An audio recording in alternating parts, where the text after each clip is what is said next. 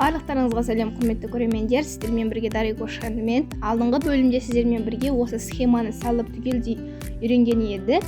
Ендігі кезек сіздермен бірге тура осы екі матаның басын қосып тігуді үйренетін боламыз. Ең алдымен мінекей көргендеріңіздей мен схеманы басынан аяғына шейін салып алдым. Ендігі кезек бізде 0,5 см орын қалдырып кету керек деген жерімде кейбіреулеріңізде артық маталар болады. Мінекей менде тура сондай артық маталар бар екен. Ең алдымен матаны қосудан алдын сол артық маталардан арылып, яғни керек емес жерлерін кесіп алып тастаймыз.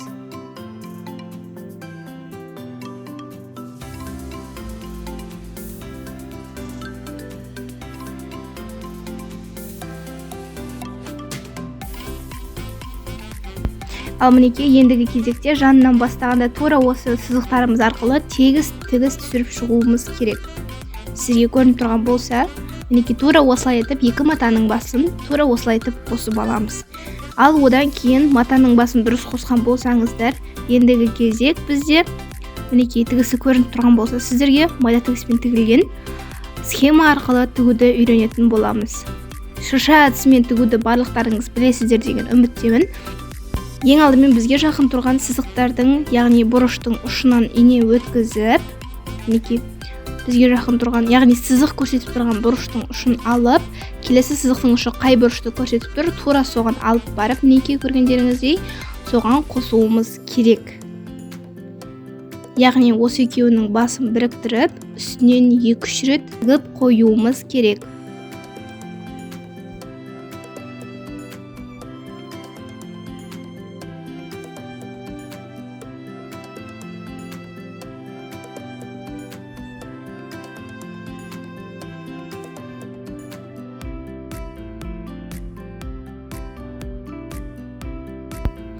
Ал мінекей бізде оның жанында қандай төрт бұрыш тұр, яғни келесі төбедегі төрт бұрышымыздың ұшы, яғни соның ішіндегі схемаға қарай тура осылай етіп бір-біріне қосып іліп тігіп кете береміз.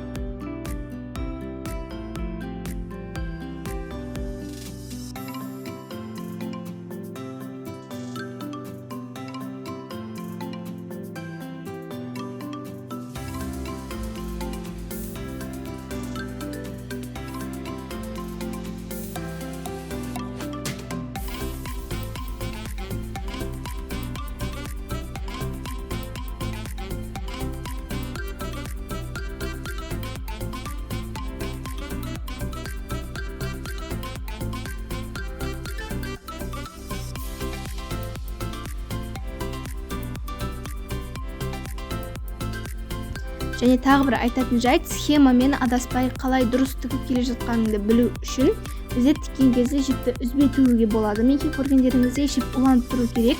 егер тура осылай етіп тігілген кезде бір қатардың өзінен осындай өрнек шықса, сіз дұрыс тігіп келе жатсыз деген сөз. Яғни мынандай үшбұрыштар бізде тігілген кезде шығады. Мінекей сіздерге көрініп тұрған болса, мінекей бізде уже өрнек дайын болды. Тура осылай етіп қалған бүкіл бұрыштарымызды басынан аяғына шейін айналдыра жасықты қосып тігіп шығуымыз керек. Келесі бөлім біздің YouTube арнамызда.